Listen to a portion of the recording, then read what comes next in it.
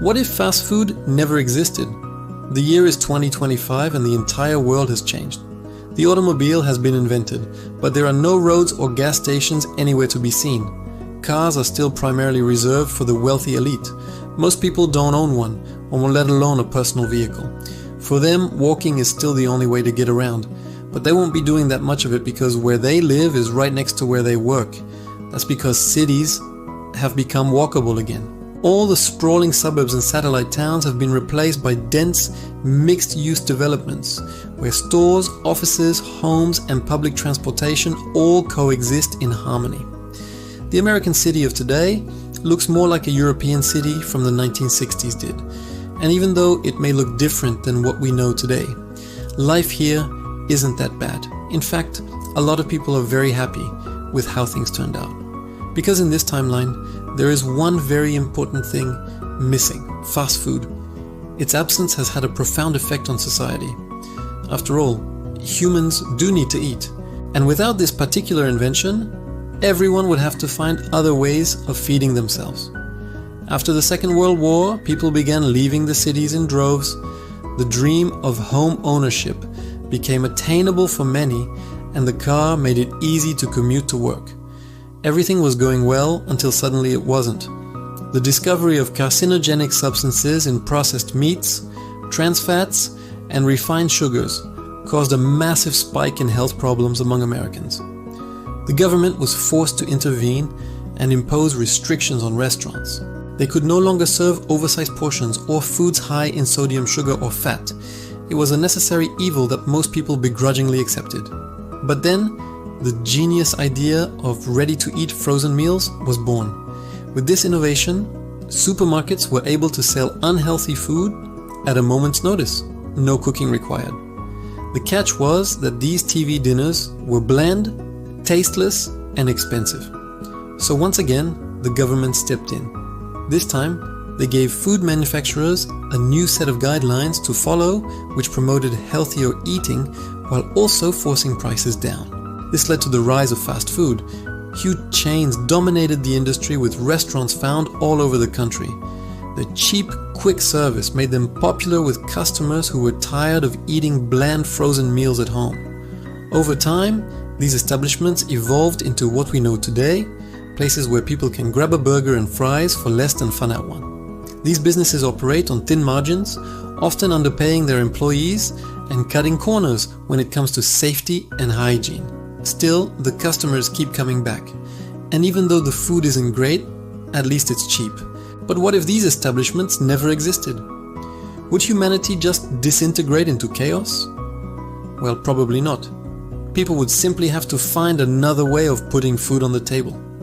Take McDonald's, for example. Without the advancement of modern technology, its food would not have been possible. Hamburgers, French fries, fried chicken, milkshakes, and soft-serve ice cream require specialized equipment to prepare properly. In a world without refrigerators, freezers, or industrial fryers, these items could not be produced on the scale demanded by its customers. The same goes for pretty much every fast food item out there. They couldn't exist without modern conveniences. So in our timeline, fast food was always doomed to fail. Its absence wouldn't change the fact that people still need to eat. It would just mean that they'd have to find another way of doing so. It wouldn't take long for grocery stores to come up with a solution. They started by offering prepared foods that could be heated up quickly, stuff like microwavable rice and noodles. Pretty soon though, customers wanted something better, something closer to what they could make at home. So supermarkets began offering fresh hot meals instead. At first it was only soup and chili, but soon more complex dishes were added too. Having a sit-down restaurant inside the supermarket also gave customers an opportunity to relax while shopping, which increased their overall spending.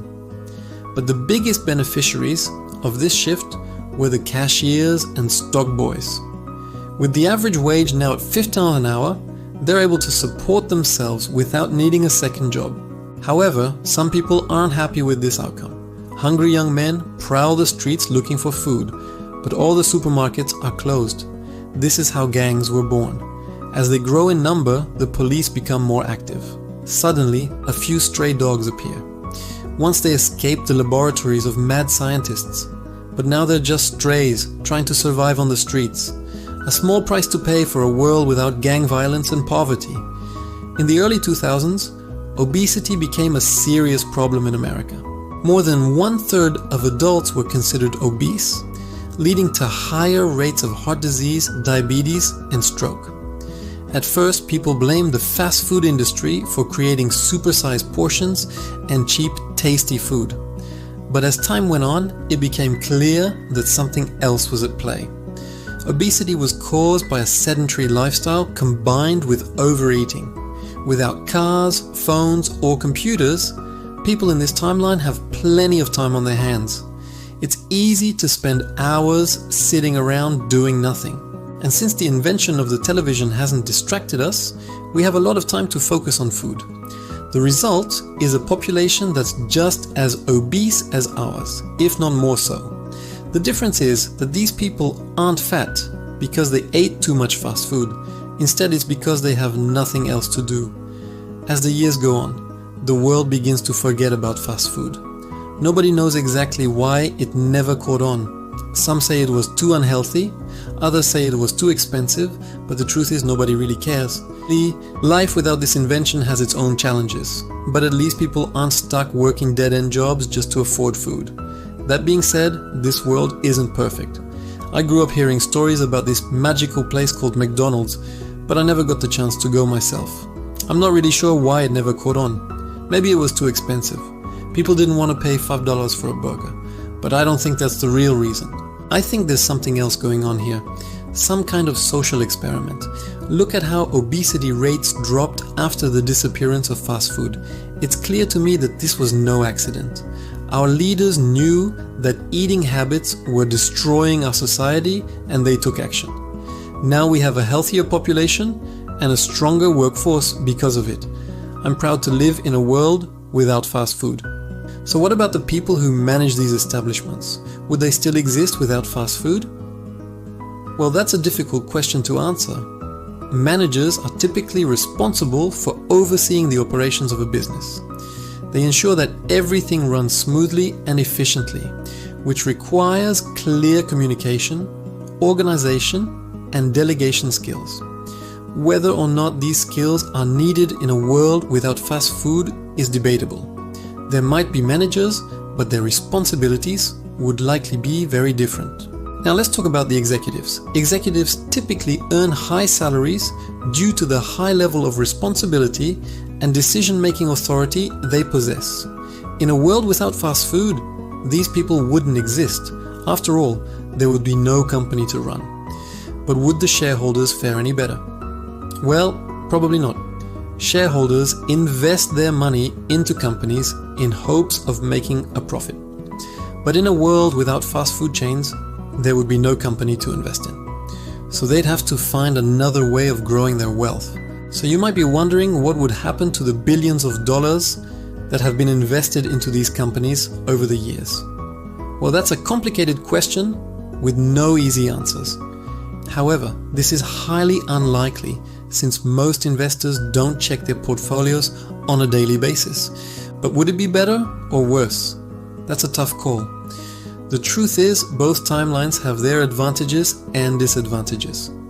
In our timeline, we have access to cheap, convenient food, but it comes at a cost to our health and well-being. In the alternate timeline, people are healthier, but they might be bored. Ultimately, it's up to each individual to decide which timeline they would rather live in. But what about you? Which timeline would you rather live in? A world with unhealthy, cheap fast food, or a world with healthy, expensive, home-cooked meals? Let us know in the comments section below. And as always, thank you for watching.